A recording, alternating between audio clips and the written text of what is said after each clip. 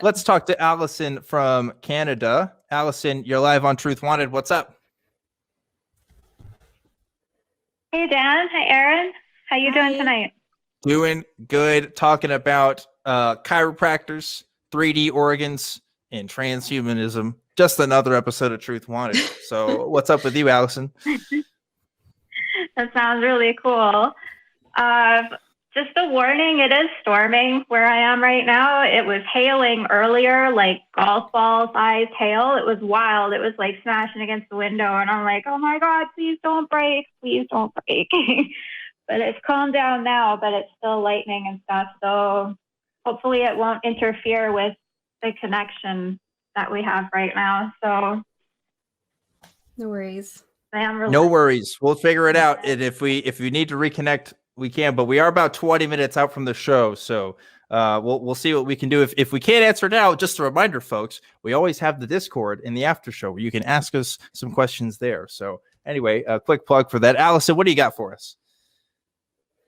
Okay, so I've just been having a really hard time with all of the news, with all of the children, the Aboriginal children that have been found. Like, I honestly I had no idea how bad it was, how things were going, because the information was always kept from me. Like, it was always like the secret of the family that nobody really talks about, if that makes sense. Mm-hmm. I don't know, to give you some clarity, I was born in actually close to an army base. My dad was in the army and he was European, and my mom, like, I guess I have no idea where like the Métis started getting like whitewashed with the French and English, and I have no idea. But when I was born, I was just, called white. I'm Caucasian, I'm European, I'm right. So, and then my brother was born, and then my dad got posted a few times, and we ended up in Calgary. Actually, we ended up in Regina first, and school there, I was just having such a hard time, and I never could figure out why. But I was being programmed. I was being whitewashed. Like, we used to pray and sing the Canadian national anthem every morning in that school. And I always thought it was odd because I didn't grow up in a religious home at all. Like, my parents were not interested in religion at all. And my mom, she actually, if something was going wrong, she'd be like, Jesus Christ, or oh my God, or whatever. Like, those phrases were really like loosely used in the house. But I like learned they were kind of swears, so I didn't say those much as a kid.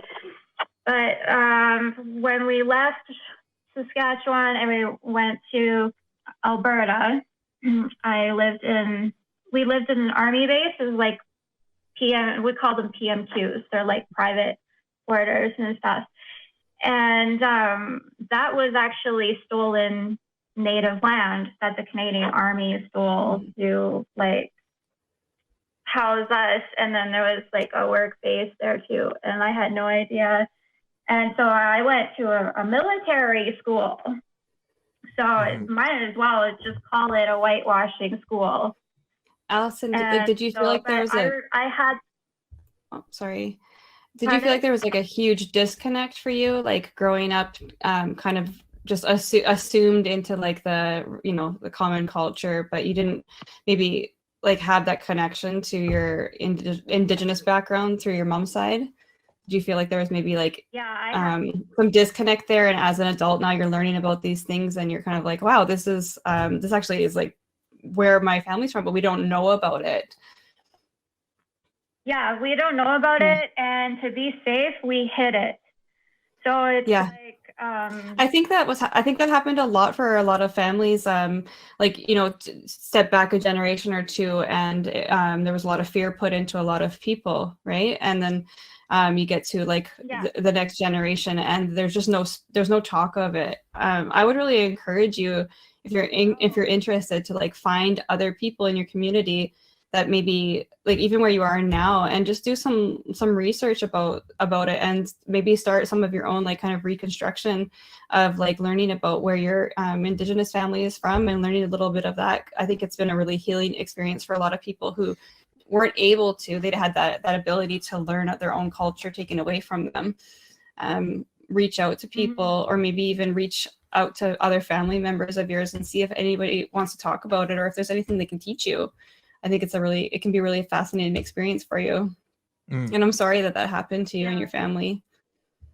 Yeah. You know, to echo that experience, Allison, I'm a quote unquote victim of the Texas public education system, right? So like, you know, my experience about learning about Native issues and stuff probably wasn't much better than what you fared.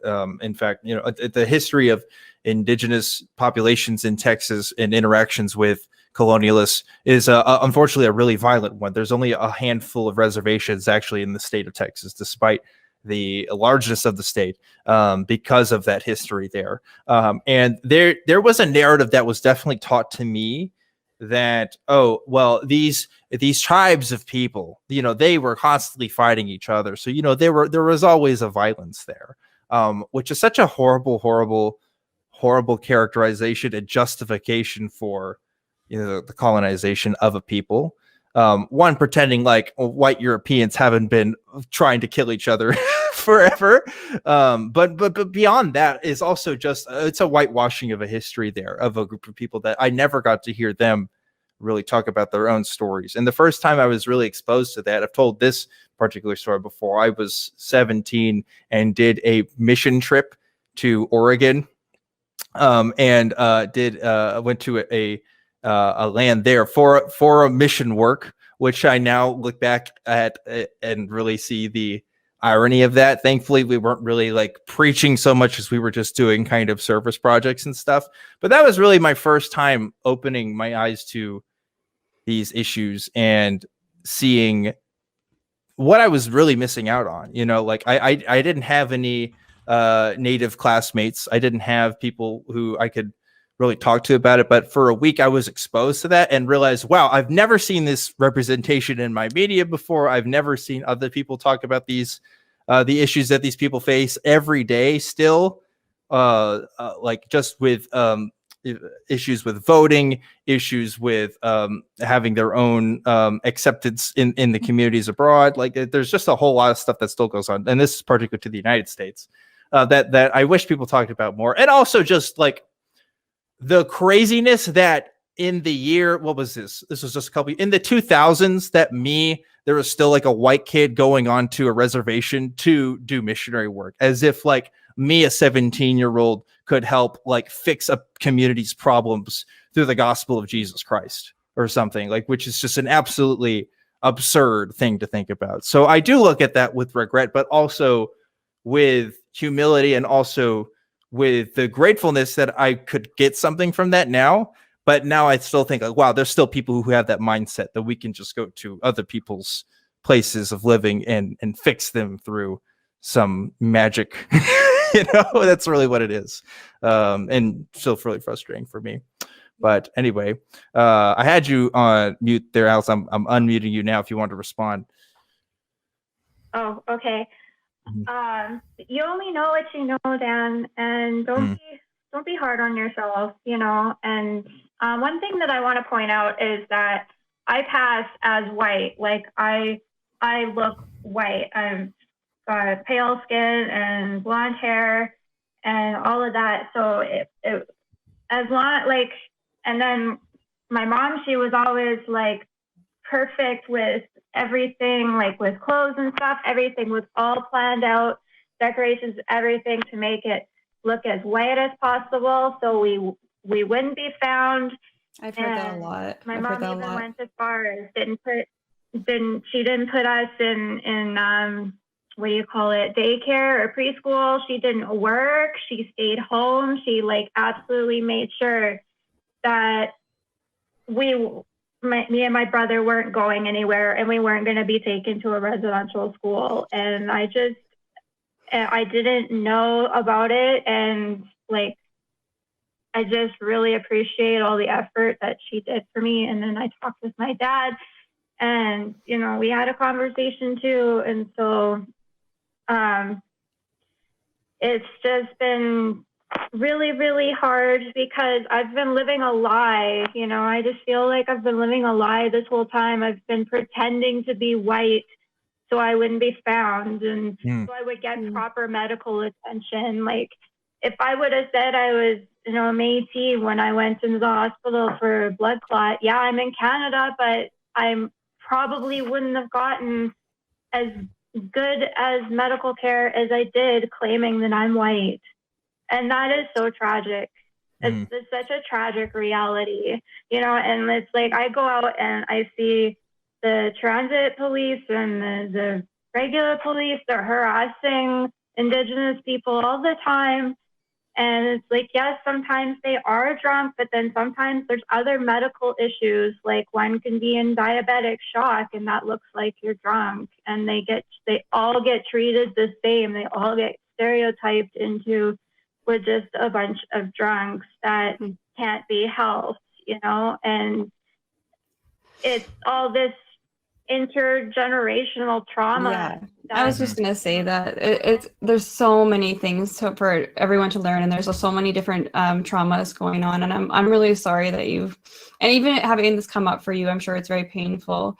I'm sure that you're already feeling some of the grief as you're kind of learning these things, and it'll probably keep coming. And like I said, I just encourage you to reach out, and I know that even the government of Canada, and like there's been a few programs put out there for people who are struggling with this, and just definitely get connected, and don't just go through this on your own, because I think it's been a shock for a lot of people inside and outside the Indigenous communities. So thank you so much for calling in and sharing your story with us. Yes,